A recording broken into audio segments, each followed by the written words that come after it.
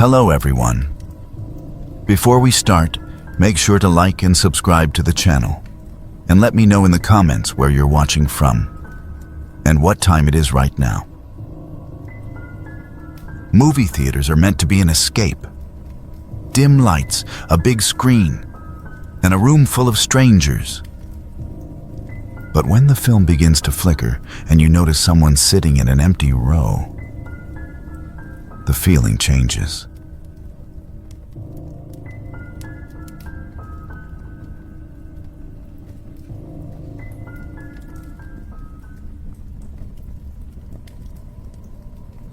I started working as a projectionist at the Desert View Cinema in Phoenix back in the summer of 2002, right after I dropped out of community college. It was one of those old-school independent theaters tucked away in a strip mall off Camelback Road, the kind with sticky floors, faded velvet seats, and posters from the 80s still hanging in the lobby. We had 8 screens, showing a mix of blockbusters, indie flicks, and the occasional midnight cult classic. Pay wasn't great, about $8 an hour, but it beat flipping burgers, and I got to watch movies for free on slow nights. Most shifts were routine, threading film through the projectors, splicing reels when they broke, and dealing with the occasional drunk patron who wandered into the wrong auditorium. By early 2003, things had slowed down after the holiday rush. Auditorium 6, our smallest room with maybe 80 seats, had been out of commission since Thanksgiving. The HVAC unit up in the ceiling had crapped out, something about a fried compressor, and management figured it wasn't worth the repair bill since we rarely filled the other screens anyway. They just locked the double doors with a heavy chain and padlock, flipped off the lights, and disconnected the projector feed to save on electricity. No one went in there except maybe the janitor to sweep up dust bunnies once a month. It became this forgotten corner of the building, like a time capsule gathering cobwebs. One Tuesday night in February, I remember because it was raining outside, unusual for Phoenix. I was up in the projection booth during a late showing of The Two Towers. The booth overlooked all the auditoriums through a bank of security monitors, grainy black and white feeds that buzzed faintly under the fluorescent lights. I was threading the next reel for screen 3 when something caught my eye on the monitor for Auditorium 6. The screen in there was glowing, not bright like during a film, but a soft, hazy luminescence, like the house lights dimmed low before the previews roll. It didn't make sense. The projector's bulb had been removed months ago, and the power was cut at the breaker. I stared at it for a minute, rubbing my eyes. Maybe a glitch in the wiring, or light leaking in from the hallway? But no, the doors were sealed tight. Curiosity got the better of me. I'd always been the type to poke around where I shouldn't. So I grabbed my heavy Maglite flashlight from the toolbox and headed downstairs. The theater was quiet that night. Only a handful of cars in the parking lot. And the lobby smelled like stale popcorn and rain-damp carpet. The doors to Auditorium 6 were still chained and padlocked, just like always. I pressed my ear to the wood, and sure enough, I heard it. A faint whirring, like film reels spinning on a projector. It was muffled, but unmistakable after years of listening to that sound. My heart picked up a bit. Could someone have broken in? We had issues with kids sneaking in through the emergency exits sometimes. I fumbled with my keyring, unlocked the padlock, and eased the door open just a crack. The moment the door swung inward, the glow vanished. The room plunged into total darkness, thick and oppressive, like someone had flipped a switch. No whirring anymore, either. Just silence. I clicked on the flashlight and swept the beam across the rows of seats. Dust motes danced in the light, and the air smelled musty, like old fabric in disuse. Everything looked normal.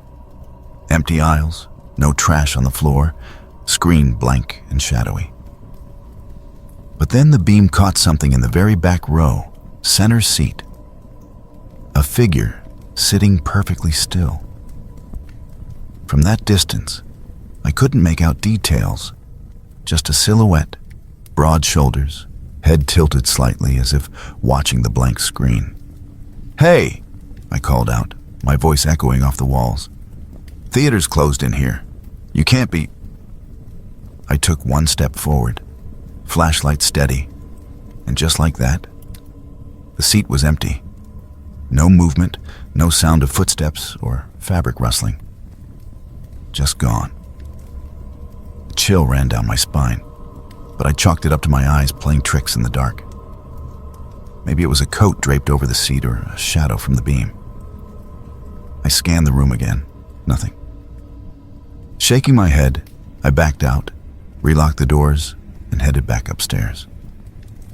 The monitor showed black now, no glow. I didn't tell anyone. What was there to say?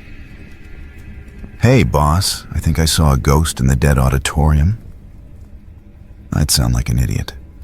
And with layoffs rumored, I didn't need to draw attention. The rest of the shift dragged on without incident. I finished threading the films, cleaned up a spill in screen 4, and clocked out around 1 a.m., driving home through the drizzle with the radio on to shake off the weirdness. A week later, the owners finally bit the bullet and called in an HVAC crew. Turned out the repair wasn't as pricey as they'd thought. Just a part replacement and some ductwork cleaning. By Friday, Auditorium 6 was back online, freshly vacuumed and ready for showings. We kicked it off with a matinee of Chicago *, and things felt normal again. That first night, during the evening shift, I was in the booth when one of the ushers radioed up. A customer had come out complaining, not about the movie, but about some quiet guy in the back row who'd been sitting there the whole time, stock still, not even munching on snacks or shifting in his seat. Said it creeped him out, like the guy was watching him instead of the screen. I froze for a second, remembering my own glimpse, but pushed it aside. Probably just a weirdo movie buff. After the last showing, I went down with the manager, a no-nonsense guy named Raul who'd been there forever. We checked the auditorium together. Empty, of course. But Raul mentioned he'd heard similar grumbles before the shutdown, back when the room was still in use. Turns out, after digging through old logs, we pieced it together.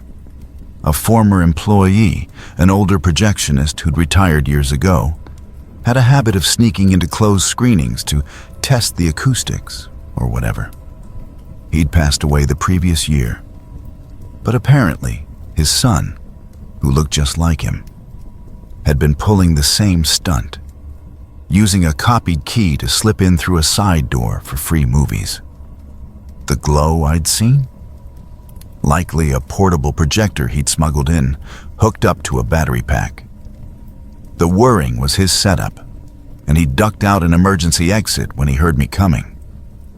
Raul changed the locks that weekend and added an extra camera feed to the monitors. No more sightings after that.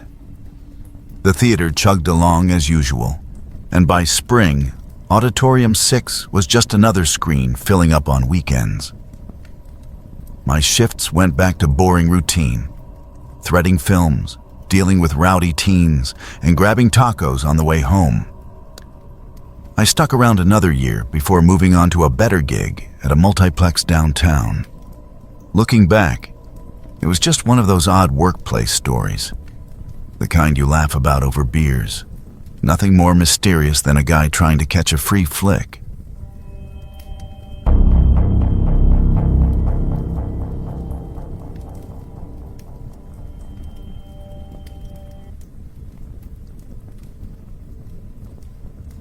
I remember that night like it was yesterday, even though it's been over a decade now.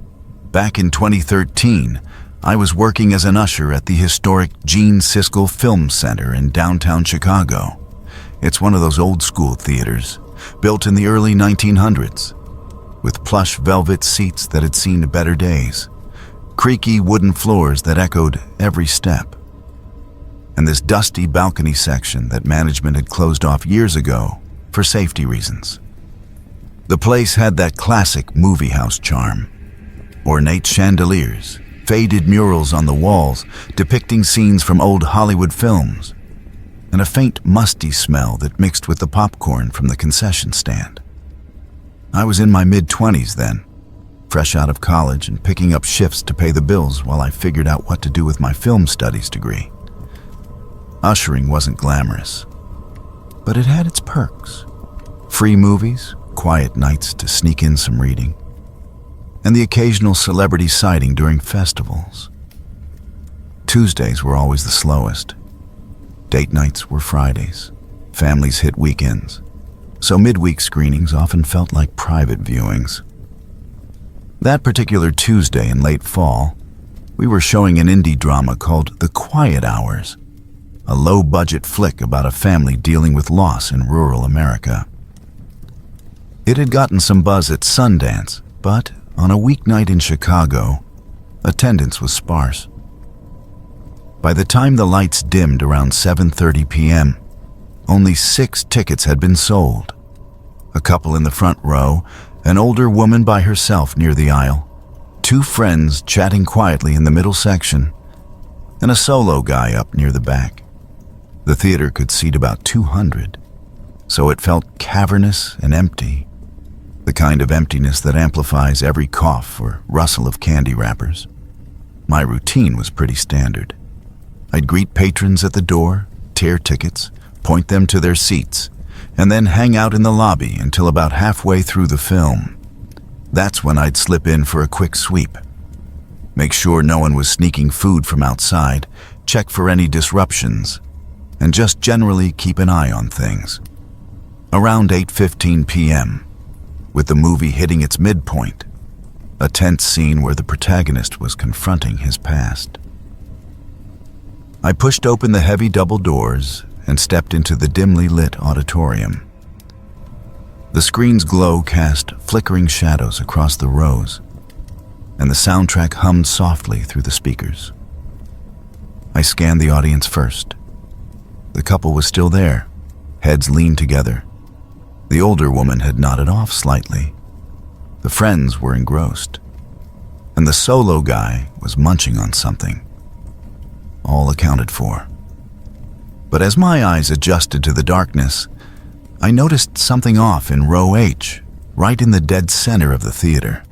Prime seating, but empty according to the ticket log I'd checked earlier. There was a man sitting there, perfectly still. He was dressed in a long, dark wool coat that looked a bit outdated, like something from a vintage shop, and a fedora hat tilted low over his brow, shadowing his face. His hands were folded in his lap. No popcorn or drink in sight. I froze for a second, running through the possibilities. Maybe he'd bought a ticket at the last minute, and the system hadn't updated yet. Or perhaps he'd moved seats for a better view. But no. Our digital system was reliable, and with only 6 patrons, I'd have noticed anyone else entering. Curiosity got the better of me. Mixed with a touch of duty, I couldn't just ignore a potential freeloader. I edged down the aisle quietly, not wanting to disturb the film. As I approached row H, about 3 rows away, the man shifted ever so slightly. He turned his head toward me, slow and deliberate, like he knew I was coming. The fedora hid his eyes in the dim light, but I could make out the curve of his mouth. A smile, thin and knowing, the kind that doesn't reach the eyes. It wasn't welcoming. It felt off, like he was amused by some private joke at my expense. A chill ran down my spine, but I chalked it up to the theater's drafty air conditioning. "Excuse "Excuse me, sir," I whispered, leaning in a bit. "Can I see your ticket stub?" No response. He just held that smile, head still turned my way. The hairs on the back of my neck stood up. Something about him didn't sit right. The coat seemed too heavy for the mild fall weather, and he hadn't moved an inch otherwise. I straightened up, deciding this was above my pay grade. "I'll be right back," I muttered, more to myself than him, and hurried back up the aisle to the lobby. My manager, Carla, was at the concession stand, restocking candy bars. She was a no-nonsense type in her 40s who'd been with the theater for years. "Hey, there's a guy in row H who wasn't on the ticket list," I told her, trying to sound casual but feeling my pulse quicken. Dressed weird, didn't respond when I asked for his ticket. "Think we should check it out?" Carla sighed, wiping her hands on her apron. "Probably just some bum who snuck in through the side door again. Let's go." We grabbed a flashlight from behind the counter and headed back in, less than a minute after I'd left. The movie was still rolling, the audience unchanged. We crept down to row H, Carla leading with the light. The seat was empty. No coat, no hat, no sign anyone had been there. Not even a wrinkle in the velvet cushion. I shone the flashlight around, under the seats, in the adjacent rows, but nothing. The only exit was the one we'd just come through, and no one had passed us. The side doors were locked from the inside during screenings, and the balcony access was chained shut. Carla gave me a sideways look. "You sure you saw someone? Maybe the shadows playing tricks?" "I swear, he was right there," I insisted, but doubt crept in. Had I imagined it? The theater's age and the film's eerie vibe could mess with your head. We did a full sweep anyway, checking the restrooms and even peeking into the projection booth upstairs, but the place was clear. The 6 patrons were still in their seats, oblivious. After the movie let out around 9 p.m., I helped clean up, picking up stray wrappers, sweeping the aisles, while Carla handled closing the till. As things wound down, I mentioned the incident to our projectionist, an older guy named Hank who'd been around since the 80s.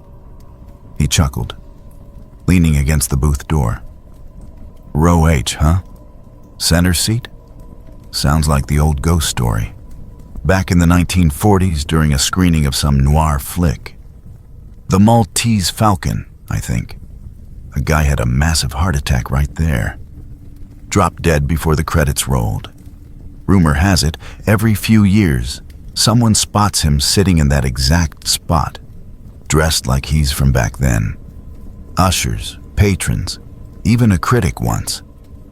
Probably just the power of suggestion in a creaky old building like this." I laughed it off at the time, but it stuck with me through the rest of the shift. We finished up around 10 p.m., locked the doors, turned off the marquee lights, and Carla gave me a ride partway home since the L train was spotty late at night. I got back to my apartment in Wrigleyville, heated up some leftovers, and crashed on the couch watching late-night TV to shake off the weirdness. The next day, I was back at work, and nothing like that happened again. I stuck with the job for another year before moving on to a gig at a production company. But every time I pass that theater now, I think about row H and wonder if it was fatigue, a trick of the light, or just one of those unexplained quirks of an old building.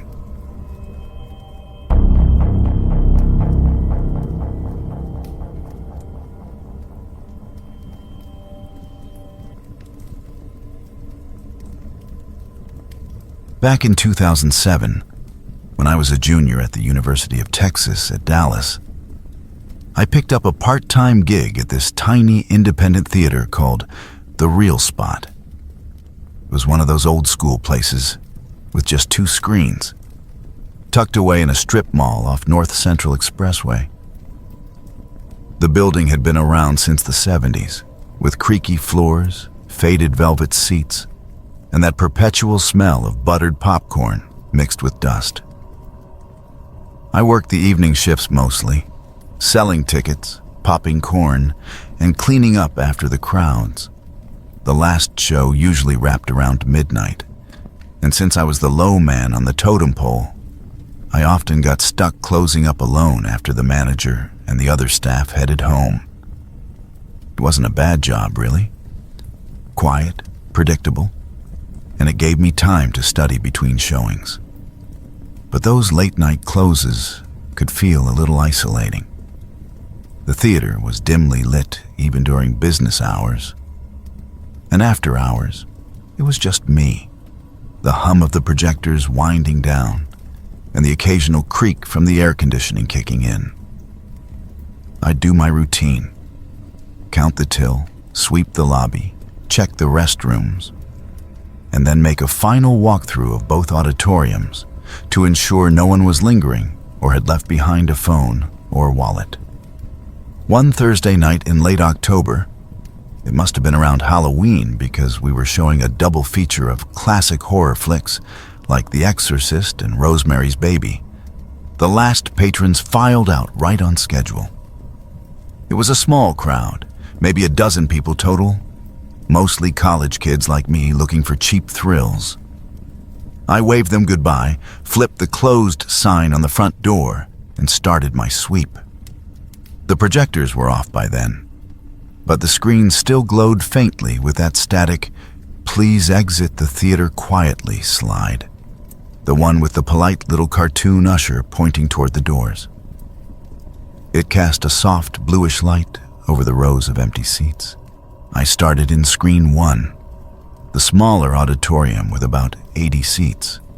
Flashlight in hand, I walked down the center aisle, picking up stray napkins and candy boxes, the beam cutting through the shadows. Everything seemed fine. Normal post-movie mess. But as I reached the front and turned to head back up, I heard it. A distinct crunch, like someone stepping on spilled popcorn kernels. It came from behind me, maybe halfway up the aisle. My heart skipped a beat. I figured I'd missed a straggler, someone who dozed off or was hiding out for whatever reason. "Hello? Theater's closed," I called out, swinging the flashlight around. Nothing. The seats were all empty, the aisles clear. I stood there for a second, listening. But the only sound was my own breathing. Shrugging it off as the building's settling, old places like that make all kinds of noises. I continued up the aisle. That's when it happened again. Another crunch, closer this time, like deliberate footsteps. I whipped around, flashlight beam dancing over the rows. But again, zip, no one. I muttered something to myself about needing more sleep and kept going. Just as I reached the back row, there was a new sound. Clapping. Slow, deliberate, echoing slightly in the empty room. Clap, clap, clap. Exactly 3 times, like sarcastic applause at the end of a bad performance. It came from the far corner of the back row, where the shadows were deepest. My skin prickled. I froze, staring into the darkness. "Who's there? This isn't funny," I said, my voice louder than I intended. No response. But then the screen flickered, just for a split second, like a bulb on the fritz. When the light steadied, I caught a glimpse on the far wall. A shadow, elongated and distorted, like a tall figure with arms that stretched unnaturally long, almost touching the floor. It wasn't moving, but it didn't look right. Too thin, too angular. My mind raced to all those horror movies we'd been screening. I imagined some creeper lurking in the vents or behind the curtains. I didn't stick around to investigate. Heart pounding, I bolted out of the auditorium, grabbed my keys from the concession stand, and hightailed it to the front door. I locked the main entrance from the outside, but skipped the full shutdown.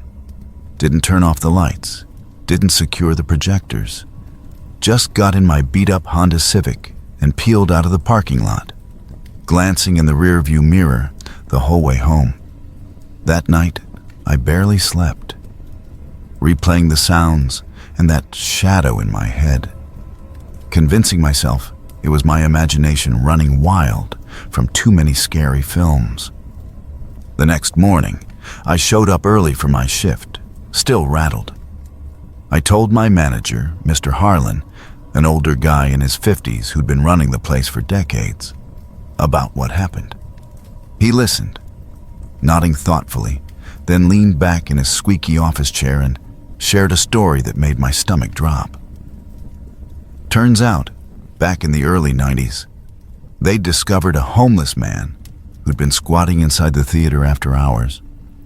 He'd snuck in during a matinee, found a way into the crawl spaces behind the walls, and lived there undetected for who knows how long, maybe months. The staff had noticed little things, missing snacks from the stockroom, odd noises at night, even ticket stubs and candy wrappers stuffed into vents and wall panels. They finally caught him when he got careless and left a sleeping bag in one of the storage closets. The police hauled him away, but for years afterward, during renovations or cleanings, they'd find more remnants, wrappers, stubs, even scraps of clothing, tucked away in hidden spots. Harlan figured the guy had mapped out the building's nooks like his personal hideout. Hearing that didn't exactly calm me down, but it gave the whole thing a rational edge. Maybe what I'd heard was just echoes from the old structure, amplified by the quiet. The clapping could have been pipes banging or wind rattling something loose. And that shadow, probably a trick of the light on a coat rack or one of those old emergency exit signs we had mounted high up. Harlan checked the auditorium with me that afternoon. Nothing out of place, no signs of anyone breaking in. We laughed it off as theater ghosts. But he started scheduling a second closer for late shifts after that, just to be safe. I kept working there through the rest of college, and nothing like that ever happened again. The job wrapped up when I graduated in 2009. I handed in my keys, said my goodbyes, and moved on to a desk job downtown. Looking back, it was probably just a mix of fatigue and old building's quirks, and that lingering urban legend from the 90s playing on my nerves. But it made for a hell of a story to tell at parties, minus the Hollywood ending, of course.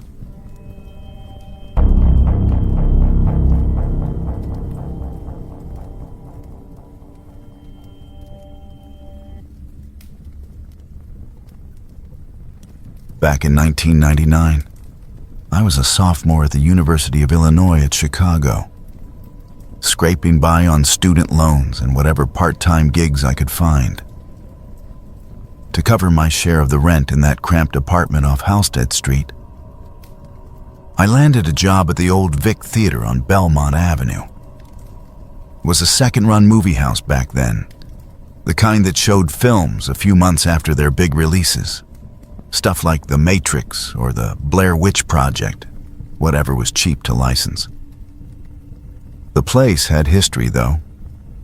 It started life as a vaudeville theater in the early 1900s, all ornate plasterwork and faded grandeur. The projection booth was tucked way up in what used to be the stage fly loft, this shadowy space above the auditorium where they'd hoist scenery and curtains during the old shows. To get up there, you had to climb this rickety, narrow metal staircase bolted to the wall backstage. Steep, creaky steps that always made me feel like I was ascending into some forgotten attic. My shifts were mostly evenings, handling concessions or ushering folks to their seats.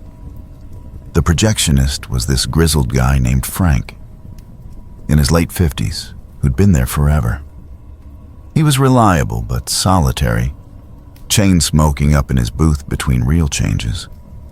Yeah, we were still using 35mm film back then. No digital projectors yet. Frank had a ritual. He'd send down a note via the dumbwaiter for a large Coke around the midpoint of the late show, usually around 10:30 p.m., when the crowd had thinned out. It was my job to fetch it and haul it up those stairs, dodging the occasional drip from the leaky roof. One Tuesday night in October, it was chilly outside, leaves crunching underfoot as I walked to work. We had a sparse crowd for a showing of American Beauty.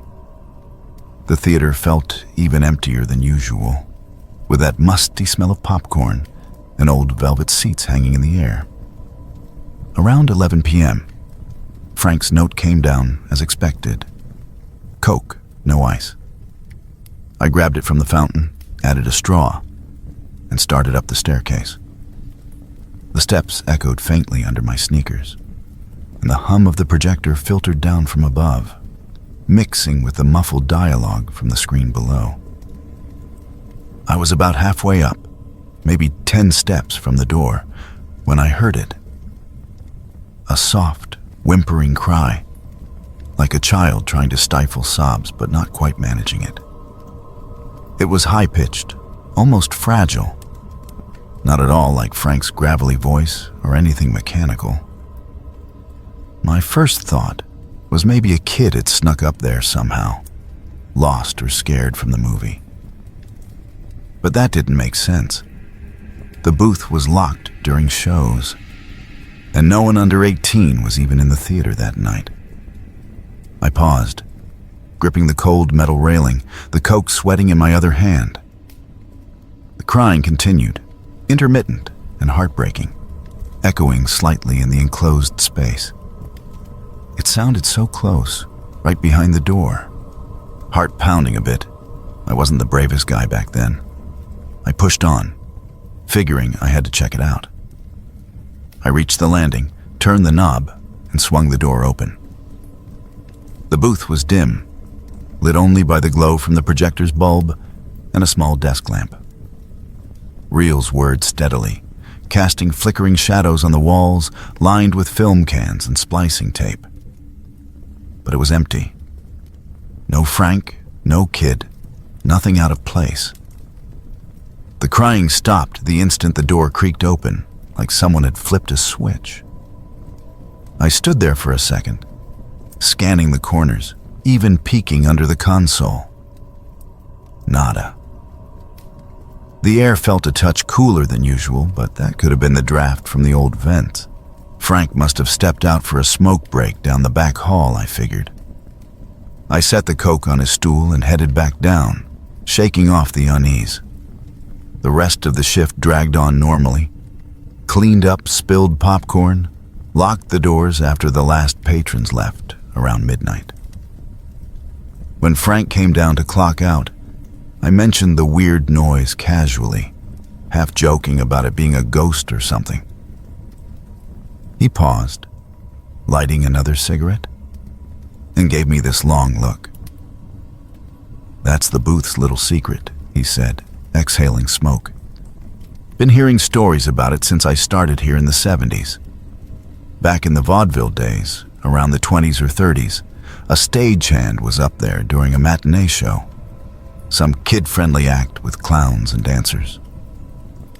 He hears crying, goes to investigate, and finds this little girl huddled in the corner, maybe 7 or 8 years old, dressed in an old-fashioned pinafore. She's just sobbing quietly, won't say a word when he asks her name or how she got up there. No parents in sight, no ticket stub. He turns to yell for the manager, and when he looks back, she's vanished. Poof. They searched the whole theater, but nothing. Some folks say it was a runaway or a lost kid who slipped away, but the crying's been reported off and on ever since, usually on quiet nights. I laughed it off at the time. College me was all about rational explanations. Maybe it was the wind whistling through cracks in the old building, or echoes from the soundtrack bouncing weirdly up the stairs. Frank shrugged and said he'd heard it a few times himself, but never let it bother him. Theater's full of echoes, he added. We finished closing up, counted the till, and I biked home through the foggy streets, the incident already fading into just another quirky work story. That job lasted me through the semester, and nothing like that happened again. By finals week, I was too buried in exams to think about it. Come December, I quit for a better-paying gig at a campus bookstore, and the Vic kept chugging along without me. Last I heard, they renovated the place into a live music venue years later, but I never went back. Looking back, it was probably just my imagination playing tricks in that creaky old building. Late nights and low pay will do that to you. Life moved on. I graduated, got a real job, and left those Chicago winters behind. But every now and then, when I catch an old movie on TV, I remember that staircase and smile at the memory.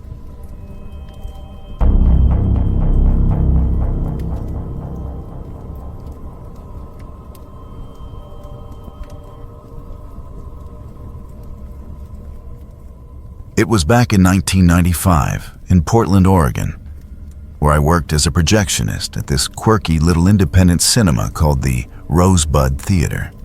The place was a holdout from the old days, still running everything on 35mm film reels instead of switching to those new digital setups that were starting to pop up. I loved the job. There was something satisfying about the mechanical whir of the projector, the smell of celluloid, and the way the light flickered through the booth's tiny window onto the screen below. But the projection booth itself was cramped, barely big enough for the massive simplex projector, a rickety wooden chair, and a couple of metal shelves stacked with film canisters, splicing tape, and spare bulbs. The door had a heavy bolt lock on the inside, which I always slid shut when I was up there alone, just out of habit. That particular night was a weekday screening of some classic noir film. Chinatown, I think it was. The theater wasn't packed. Maybe a dozen or so patrons scattered in the seats. I'd just finished threading the first reel, carefully looping the film through the sprockets and gates, making sure everything was aligned to avoid any jams. As I was double-checking the tension, I heard a voice right behind me, clear as day, with a gruff, almost annoyed tone. "That's not how you do it." I spun around so fast I nearly knocked over the chair. My heart jumped into my throat. Who the hell could that be? But the booth was empty. Just me, the humming projector, and the faint glow from the standby lamp. The door was still bolted shut from the inside, and there wasn't a soul in sight. No vents big enough for sound to carry from downstairs. No hidden corners in that shoebox of a room. I stood there for a second listening, but all I heard was the distant murmur of the lobby popcorn machine. I chalked it up to fatigue. I'd been pulling double shifts that week, and shook it off. After all, old buildings like that one creaked and groaned all the time. I hit the start button, watched the film catch and begin its steady feed, then headed downstairs to the lobby to grab a coffee and chat with the ticket girl during the previews. About 20 minutes into the movie, right around the scene where the detective starts unraveling the water scandal, I heard a collective groan from the audience. The screen had gone dark. The film had stopped cold. I bolted up the narrow staircase, 2 steps at a time, fumbling with my keys to unlock the booth door. When I pushed it open, I froze in the doorway. The projector was still running, but in reverse. The take-up reel was spinning backward, pulling the film off the platter and rewinding it at full speed. That shouldn't have been possible without someone manually flipping the switch, and I sure as hell hadn't done it. But what really stopped me was the film itself. As it spooled back, I caught glimpses through the projector's gate. Frames that didn't belong in Chinatown at all. They were spliced in seamlessly, but they were new. Dark, grainy shots of empty hallways that looked like the theater's own corridors. A pale hand reaching out toward the camera as if grasping for help. And a figure sprawled motionless on what seemed to be the worn carpet of the auditorium floor below. It was eerie, like snippets from some lost horror reel. But the splicing was expert, the kind of precise work that took time and skill. I hit the emergency stop, my hand shaking a bit as I rewound the film properly and inspected it under the booth's work light. Sure enough, those foreign frames were there, cut in with clean edges, no amateur bubbles or tape residue. I couldn't explain it. I'd threaded that reel myself, and no one had access to the booth. The audience was getting restless downstairs, so I quickly spliced out the anomalies, rethreaded the projector, and restarted the film from a few minutes back. The rest of the screening went off without a hitch. The movie played through to the credits, and the patrons filed out chatting about the plot twists, none the wiser to the interruption beyond a minor glitch. After the theater cleared, I tracked down the owner, Mr. Hargrove, in his cluttered office behind the concession stand. He was an older guy, in his 60s, with a collection of vintage movie posters on the walls and a perpetual cigar stub in his ashtray. I told him everything. The voice, the reversed projector, those weird spliced frames. His face went pale, like he'd seen a ghost himself, and he set down his paperwork with a sigh. Turns out, back in the 70s, there'd been a projectionist named Eddie who practically lived in that booth. He was a perfectionist, always nitpicking how others handled the reels, insisting on his way of threading or splicing. One night, working alone as usual, his scarf got caught in the take-up reel.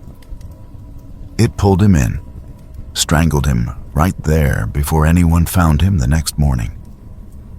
The theater had hushed it up to avoid bad press, but Hargrove said employees over the years had reported little things. Tools moved around, films mysteriously fixed or adjusted when no one was looking. He figured Eddie was still correcting people's work, even from beyond. I didn't know what to make of it. Part of me wanted to laugh it off as an old man's tall tale. But those spliced frames were real enough that I'd snip them out and toss them in the trash myself. Hargrove suggested I'd take the rest of the week off if I needed it, but I shook my head. We cleaned up the booth together that night, double-checked the locks, and I finished my closing duties, shutting down the projector, stacking the reels for the next day's show, and turning off the lights. The shift ended like any other. I locked up the theater, walked the few blocks to my apartment in the drizzling Portland rain, and crashed into bed. The next morning, everything was back to normal. The booth was just as I'd left it. No more voices or surprises. I kept working there for another year or so until the cinema finally went digital. And while I never forgot that night, it became just another story from the job, filed away with the rest of the oddities of working in an old theater.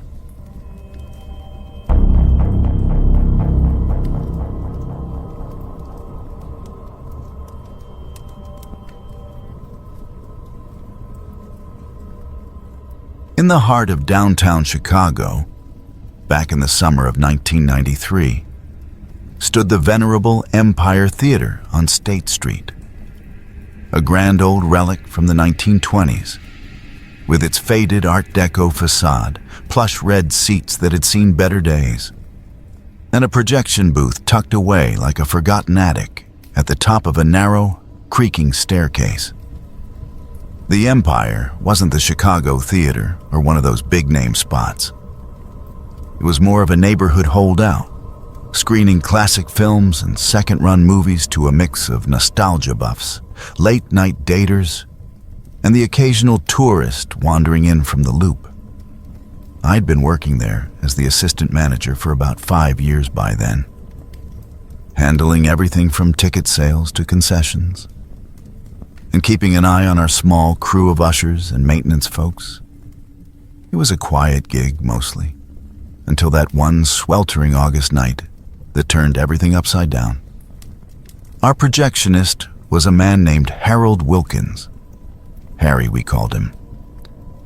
He was in his late 60s, a lanky guy with wire-rimmed glasses and a perpetual squint from decades spent peering at flickering reels.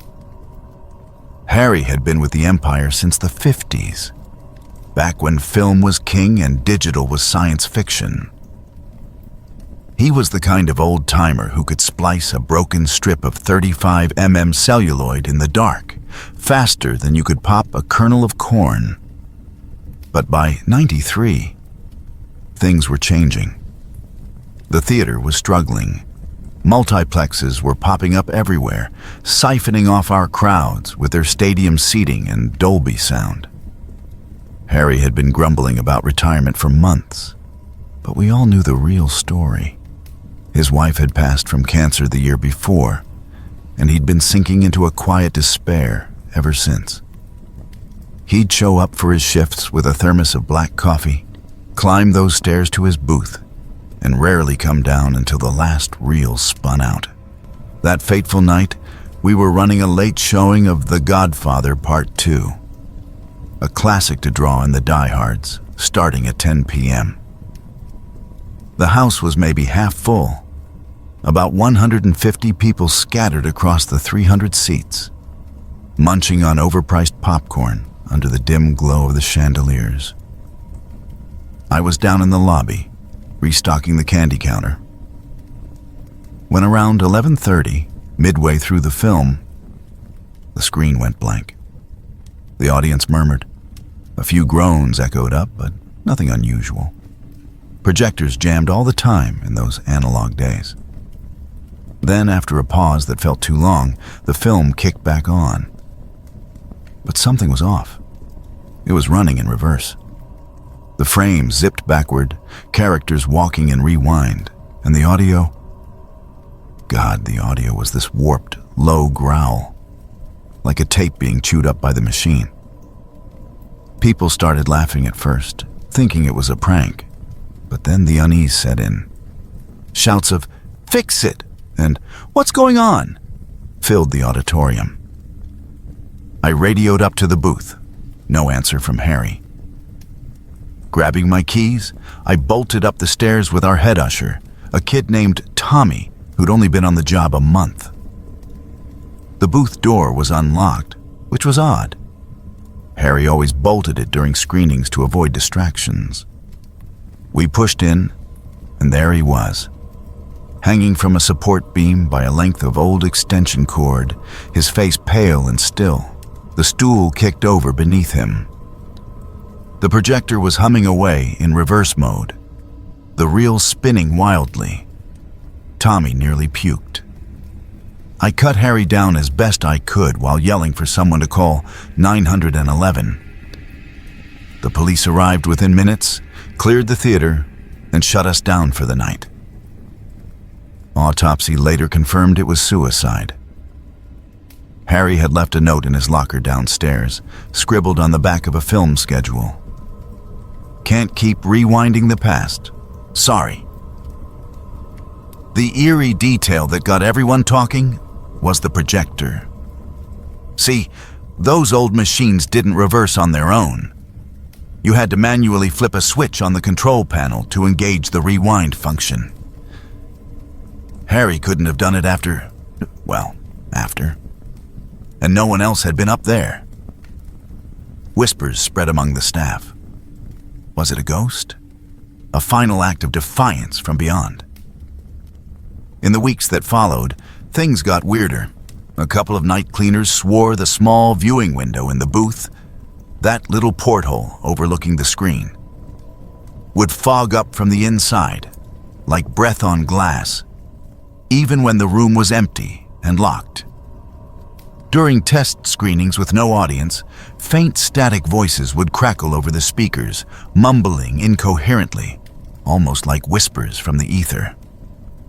Tommy quit after one such incident, claiming he heard Harry's voice saying "rewind" amid the noise.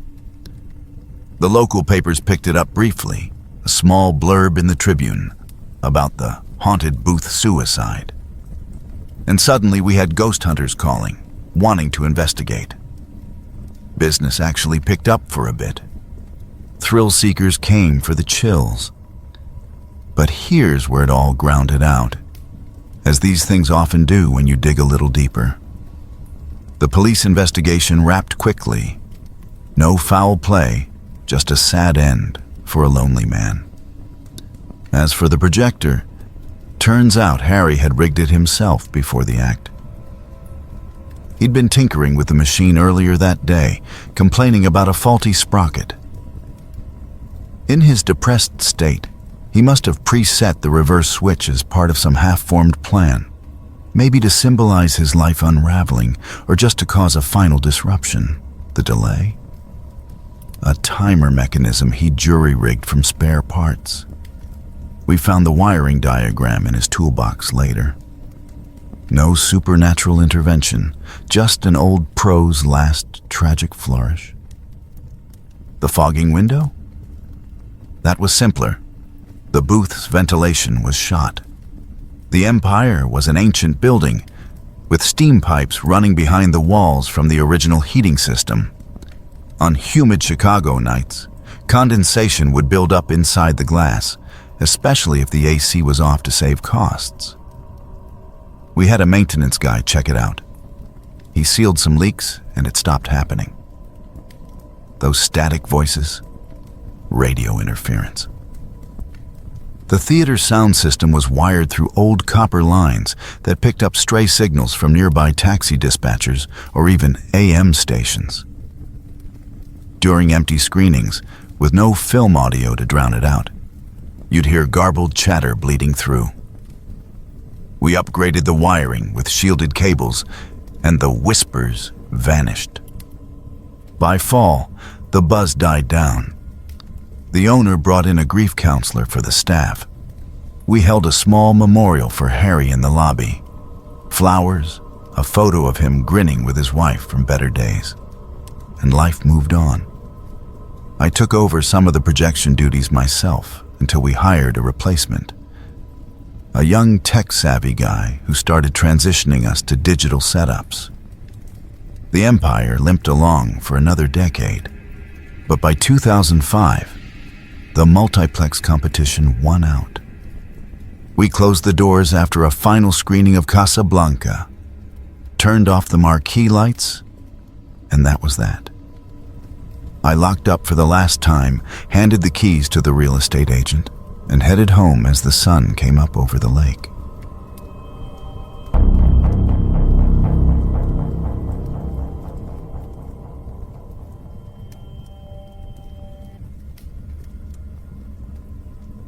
I remember that night like it was yesterday, even though it was back in 2010. I was 22 at the time, fresh out of community college and scraping by with a job at this old multiplex in Portland, Oregon. It was one of those rundown places on the edge of downtown, with sticky floors from spilled soda and seats that creaked like they were about to give up. The pay was lousy. Minimum wage plus whatever tips we got from concessions, which wasn't much, but it beat flipping burgers. My shifts were usually the late ones, from 6 p.m. until closing around midnight or 1 a.m., depending on the last showings. The part of the job I hated most was theater checks. You'd have to slip into each auditorium mid-movie, flashlight in hand but dimmed low so you didn't piss off the audience, and just make sure everything was running smooth. Picture in focus, sound not crackling, no one smoking or causing a ruckus. It sounds easy, But in a dark room full of strangers, with jump scares blasting from the speakers, it always put me on edge. Especially on slow nights when the place felt too empty, like the shadows were watching you back. That particular Tuesday was dead quiet. Rain was pounding outside, the kind of Portland drizzle that turns into a downpour and keeps everyone home. We'd sold maybe a couple dozen tickets total for the whole evening. Around 10:30, it was my turn to check Auditorium 4, which was showing some low-budget horror flick, something about a haunted house or possessed kids. I can't even recall the title now. The theater held about 150 seats, but from the ticket sales, I knew it was only about 20% full. A few couples scattered in the middle rows, some solo folks up top, and that was it. I pushed open the heavy door as quietly as I could, the hinge giving a soft groan that blended into the movie's soundtrack. The air inside was thick with that artificial butter smell from popcorn, mixed with the chill from the AC cranked too high. I stood at the back for a second, letting my eyes adjust to the flickering light from the screen. Scanned left to right, up and down. No issues with the projection, sound was clear. But then my gaze hit the front row, dead center. There was this guy sitting there, all alone in that sea of empty seats. His head was tilted all the way back, like he was stargazing or something. But his eyes were locked right on me. Not on the screen, not drifting around, just staring, unblinking, straight up at the booth window behind me where the projector hummed. It creeped me out instantly. Who sits in the front row like that during a horror movie? Your neck would kill you after 5 minutes. I figured he was some eccentric trying to mess with the staff, maybe high or drunk, hoping to get a reaction. Portland had its share of oddballs back then. I didn't stick around to find out. Ducked back into the hallway quick, heart pounding a little faster than it should have. Told myself to shake it off. It was just a weird dude, nothing more. Finished my rounds in the other theaters without incident, and busied myself at the concession stand, sweeping up stray kernels and restocking candy. The movie let out around 11:45. I watched the audience trickle out from Auditorium 4. The couples chatting about the plot twists, a guy in a hoodie grabbing his jacket, everyone heading for the exits. No sign of the front row starer among them. Once the lobby cleared, it was cleaning time, picking up trash, checking for lost items. I grabbed my trash bag and headed back in, flipping on the house lights. The room looked even sadder under the fluorescents, cups wedged under seats, a forgotten sweater on the floor, and there, in the front row, same seat, was the outline of that guy. Head still tilted back, staring up at the now blank booth. A chill ran down my spine. "Sir, movie's over," I called out, trying to sound casual but firm, like we were trained for dealing with lingerers. No response, not a twitch. I edged down the aisle, flashlight in one hand, bag in the other. "Hey, you gotta go, we're closing up." Still nothing. As I got closer, maybe 5 feet away, I realized something was off. The seat was empty. No jacket left behind, no indentation in the cushion, nothing. Just an empty chair like no one had ever been there. My mind raced. Had I imagined it? No, I'd seen him clear as day both times. I spun around, checked the aisles, empty. The exits were all push-bar doors, locked from the outside to prevent sneak-ins, but they would have made a loud clang if anyone went through. And to leave, he'd have had to pass right by me in that narrow aisle. I would have heard footsteps, seen a shadow. I even poked my head out into the hallway. Nothing but the hum of the vending machines. Freaked out, I hightailed it back to the manager's office and told my supervisor. This older guy named Mike, who'd been there forever. He laughed it off at first, said I was probably tired or the movie got to me. But he came back with me to check. We searched the whole auditorium, top to bottom. Under seats, behind the screen, even the emergency exits. Zilch. No signs of anyone hiding or slipping out. Mike shrugged, muttered something about optical illusions from the dark, and told me to finish cleaning quick so we could lock up. I wrapped up the theater in a record time, my hands shaking a bit as I bagged the trash.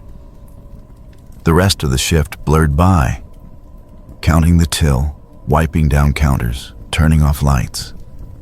By 12:30, we were done. Mike walked me to my car in the parking lot, just in case, though he didn't say it outright. I drove home through the rain-slicked streets, replaying it in my head. But by the time I crashed into bed, I'd convinced myself it was nothing. A trick of the light, shadows from the projector, my brain filling in gaps on a boring night. I kept working there for another 6 months, and yeah, I steered clear of Auditorium 4 for a while, volunteered for concessions or ticket booth instead. But eventually, shifts piled up, and I had to go back in. Nothing weird ever happened again. No ghosts, no stares, just regular moviegoers and the occasional spilled drink. When I quit for a better job at a coffee shop, it was just another story to tell friends over beers. Looking back, it was probably my imagination running wild from too many late nights and horror flicks.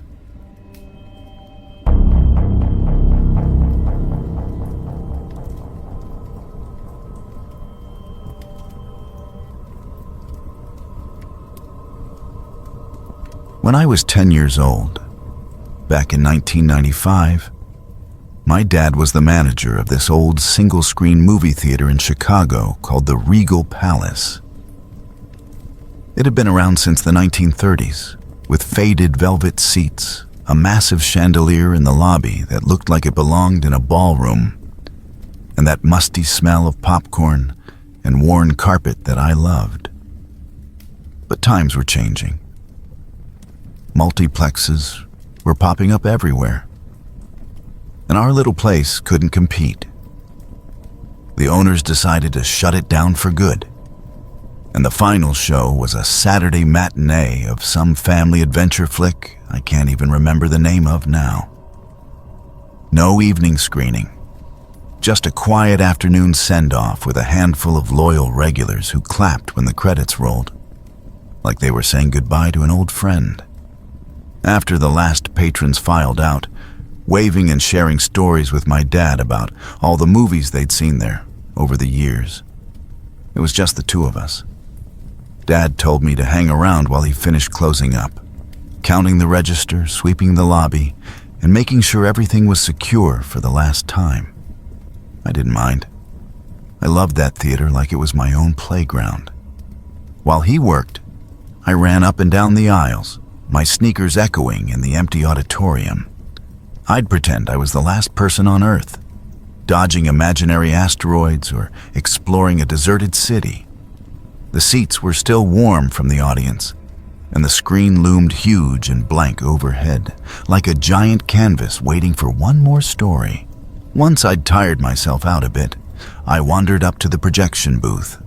It was this cramped room at the back of the balcony, filled with reels, splicers, and that big old carbon arc projector that hummed like a beast when it was running. Dad had already shut it down after the matinee, rewound the film, and packed it away to ship back to the distributor. But I wanted one last look. Maybe to flip the switches or just sit in the chair and imagine I was the projectionist for a blockbuster. As I stepped inside, something weird happened. The reels started to spin on their own, slowly at first, like they were being cranked by hand, then picking up speed. I froze, thinking maybe I'd bumped a switch without realizing it. Down below, the screen flickered to life with a faint, grainy glow. It wasn't the colorful movie from earlier. This looked like old black and white newsreel footage, the kind they used to show before features back in the day. It depicted a crowd gathered outside a theater, people in hats and coats from maybe the 1940s or 50s, milling around under the marquee.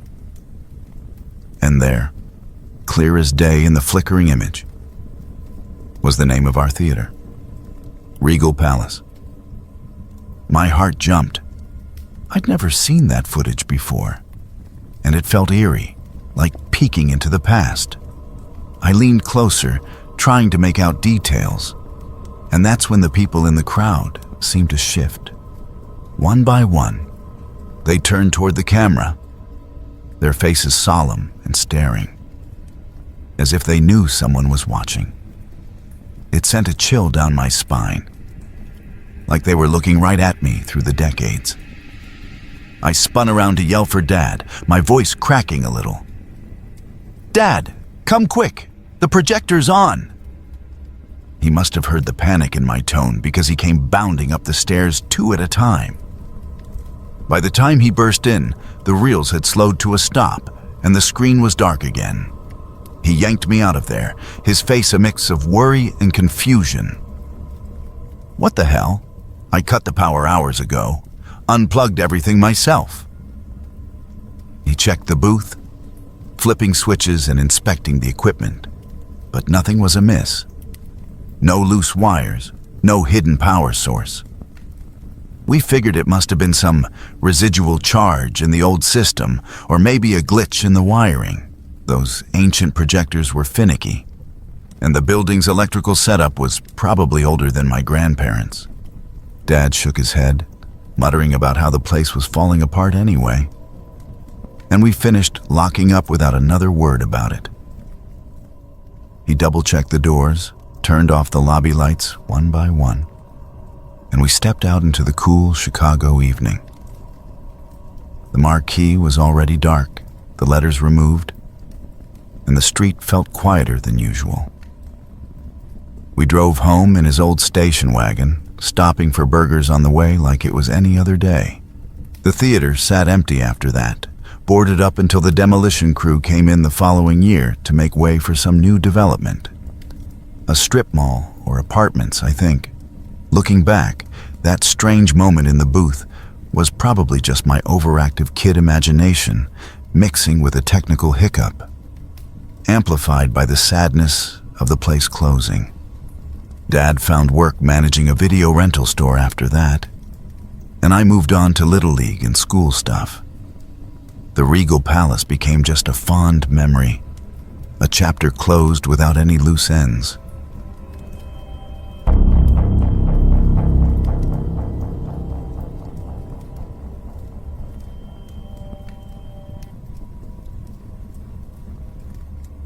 It was back in 2011, when I was working as an usher at this suburban multiplex in Los Angeles. Nothing fancy, just your typical chain cinema in a strip mall off the 405 freeway, surrounded by fast food joints and discount stores. I'd been there for about a year, fresh out of community college and scraping by on minimum wage plus whatever tips we got from the occasional generous patron. The job was straightforward. Check tickets, sweep up popcorn kernels, make sure no one was sneaking in booze or causing a ruckus. Weekday matinees were the easiest shifts. Hardly anyone showed up, especially for the midday screenings of whatever family-friendly flick was playing that week. I think it was one of those animated movies about talking animals. The details blur after all these years. That particular Tuesday was dead quiet. Maybe a dozen people in the whole theater, spread out across Theater 7, which seated about 200. I was doing my routine patrol, flashlight in hand, dimming the lights and ensuring everything was copacetic. About halfway through the film, right around the part where the characters were embarking on some big adventure, I noticed movement in the aisle. There was this small boy, couldn't have been more than 8 or 9, shuffling up from the front rows. He was wearing an oversized hoodie that swallowed him up, the kind that makes kids look even tinier, with the hood pulled low over his face. He wasn't running or anything dramatic, just walking steadily toward the emergency exit door at the side of the screen. I figured he was heading to the bathroom or maybe lost, so I started making my way down the aisle to intercept him. But before I could get close, he pushed open the exit door and slipped through. Now, that door was alarmed. Standard fire code stuff, supposed to blare if anyone used it without authorization. But nothing happened. No siren, no lights flashing. I quickened my pace, thinking maybe the alarm was malfunctioning, and pushed through after him. The hallway beyond was empty. Just the cold, concrete corridor leading to the back lot, fluorescent lights buzzing overhead, and the faint hum of the air conditioning. No sign of the kid. I poked my head outside into the parking area, scanned the rows of cars baking in the afternoon sun, but zilch. Weird, but not unheard of. Kids can be quick, and maybe he darted around a corner or back inside through another entrance. I radioed it into my manager, just to cover my bases, protocol for any potential unattended minor, and went back to monitoring the screening. The rest of the movie played out without incident, the sparse audience chuckling at the jokes and munching on their snacks. When the credits rolled and the house lights came up, I started my cleanup routine, collecting stray cups, wiping down armrests, the usual. That's when this couple approached me, looking frantic. They were in their late 30s, I'd guess. Average folks, jeans and t-shirts, the mom clutching a half-eaten box of candy like it was a lifeline. "Excuse me," the dad said, his voice tight. "Have you seen our son? He went to the restroom about halfway through the movie and hasn't come back." I felt a chill, connecting the dots to the kid I'd seen earlier. I asked for a description. Small build, dark hair, wearing a hoodie. They nodded vigorously, adding that he was shy, 9 years old, and had a birthmark on his cheek. The mom pulled out her phone to show me a photo, but I waved it off for the moment. We needed to act fast. I called security over the radio again, and we escorted the parents to the lobby while the team started a sweep of the building. Bathrooms, arcade area, concession stands, even the projection booths. No luck. The manager pulled up the surveillance footage from the cameras covering the theater entrances and hallways. There he was, clear as day, the boy entering Theater 7 with a couple at the start of the show, ticket in hand. But after that, nothing. No footage of him leaving the theater, no shots of him in the restrooms or wandering the lobby. The emergency exit camera showed me pushing through the door, but not the kid. It was like he'd vanished into thin air. The parents were beside themselves by this point, the mom tearing up and the dad pacing. That's when they dropped the bombshell that made my stomach twist. "He looks just like our son," the mom whispered, her voice breaking. "Our real son, I mean. The one who died in a car accident last year."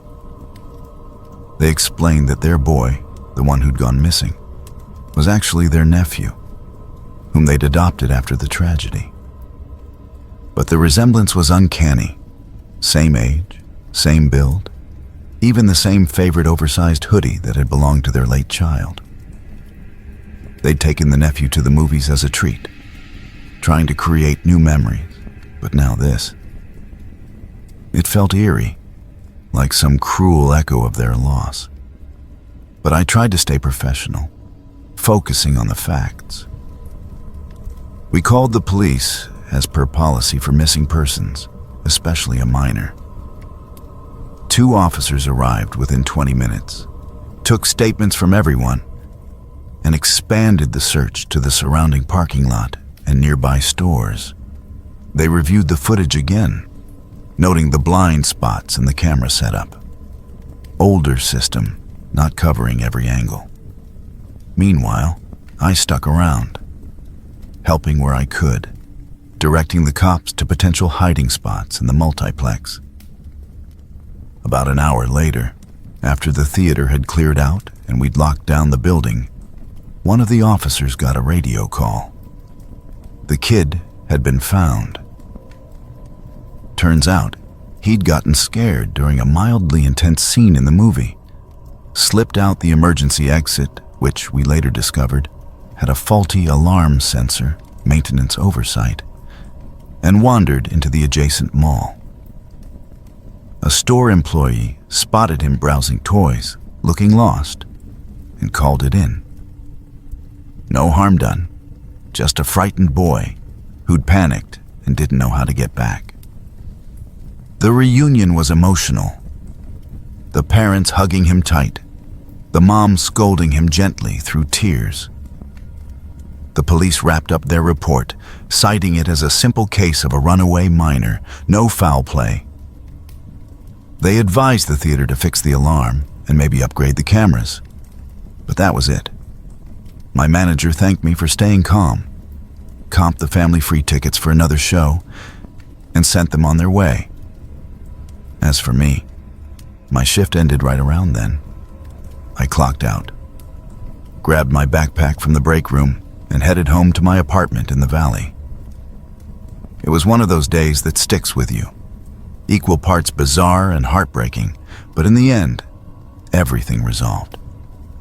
The kid was safe, the parents relieved, and I just chalked it up to a coincidence amplified by grief and a glitchy door. Life went on. I worked there another 6 months before moving on to a better gig.